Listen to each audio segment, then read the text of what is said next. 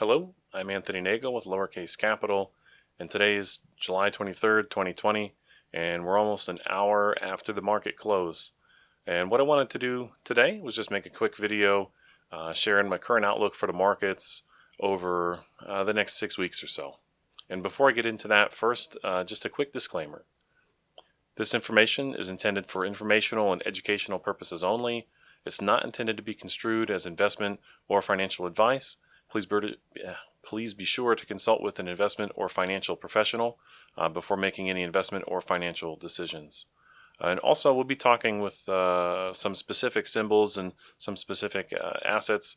And so just another disclaimer, this information also is not intended to be a solicitation to buy or sell any securities. Once again, please consult with the financial professionals or your broker for those types of discussions. I'm just sharing with you my opinions on this, okay?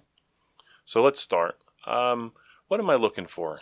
Before I say exactly what my outlook is, I just want to talk about the key factors that are informing my opinion, okay? So some of the bigger trends that have been going on in the past few weeks, you'll find in, certainly the price of gold, certainly the value of the dollar. Those have been pretty clear movers lately, and particularly in the case of the dollar, it's moved down pretty far.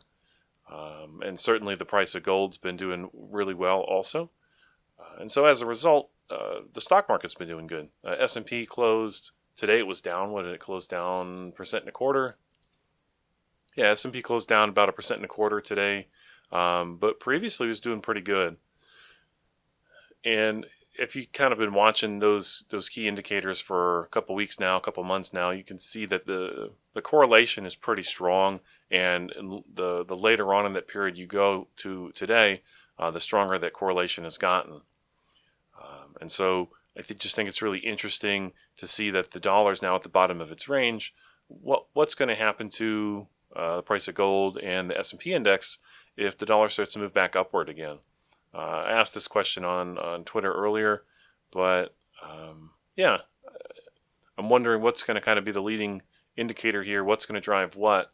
But I would almost expect if you see a dollar moving back upward again, that you'd see the S&P and the gold maybe have a little bit of a difficult time for a little while. And to me that makes sense, right? Because what's really popular right now for people to talk about, if you're trying to assess maybe the sentiment of the market, a lot of people are interested in talking about the weak dollar. A lot of people are talking about strong gold.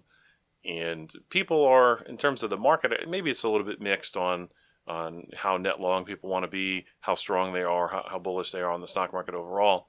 But certainly where the dollar and where gold is concerned, I think that there's a pretty strong consensus view right there. And the last element that kind of informs my opinion on things external to what I do is the VIX, the volatility index.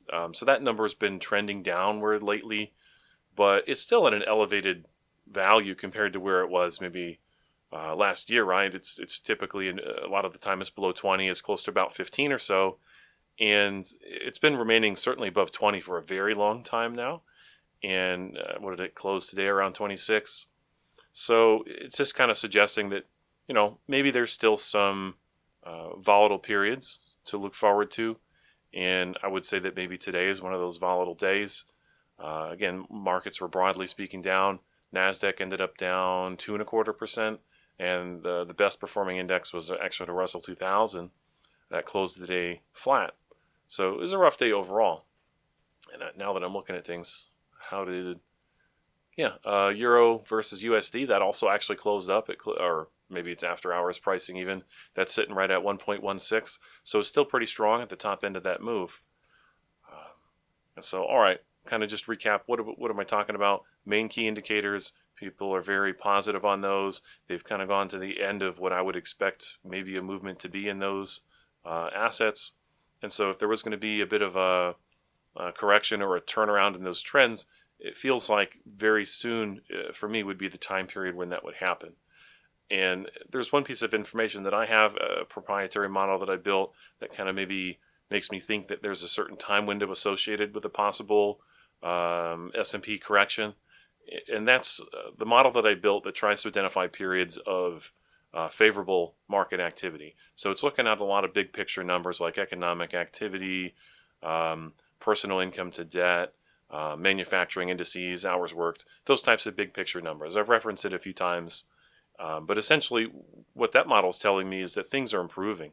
It's not really flipped in terms of how I would allocate myself yet, but it's got my attention and it's something I need to look at closely over the next month or so.